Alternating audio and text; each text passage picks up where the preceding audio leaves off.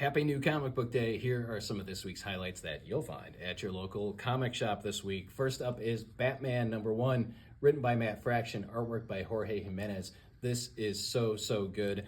I read this probably about 6 or 8 weeks ago. I got an advance copy, and it's a very human portrayal of Bruce Wayne / Batman, which we haven't seen in a while. He's back in the blue and the gray. Really loved this issue. I've actually had a chance to read issue 2 as well, and it is equally cool. One thing I should mention is that Hush 2 is still being published in the previous Batman series, but it has been delayed.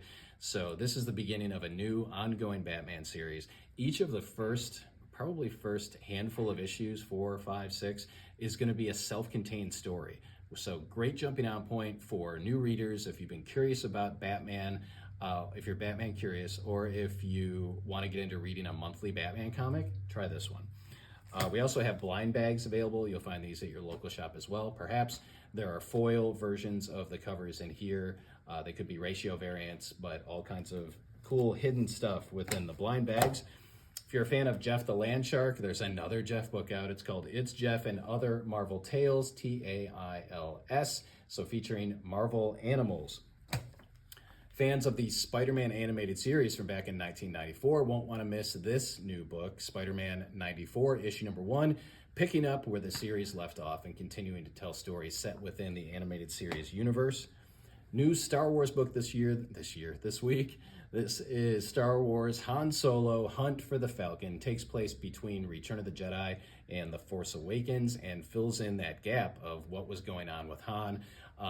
Spoiler alert, you get to see Chewbacca's family again in this book, which you may not have seen since the Star Wars Holiday Special.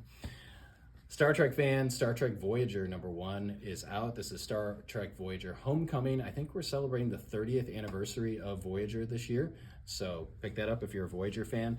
And then finally, White House Robot Romance. This is published by Distillery, so it's in their oversized format. It's written by Chip Zdarsky, stunning artwork by Rachel Stott, and this is my pick of the week. I really enjoyed this story. It's timely, so if you can handle kind of some issues that might be going on in the world, perhaps like the relationship between the US and Canada and artificial intelligence, then you will totally dig this book. So good. Give it a chance. If you are reading Distillery, or I should say if you're not reading books from Distillery, let me know in the comments why, because I'd like to share that information with the publisher. But if you are reading it, let me know why as well. It shouldn't matter what format a comic is in, as long as it's a great story, you should be able to enjoy it. So that's a quick look at what's available in comic shops this week. Stop in if you're in the area. Otherwise, visit your local comic shop today.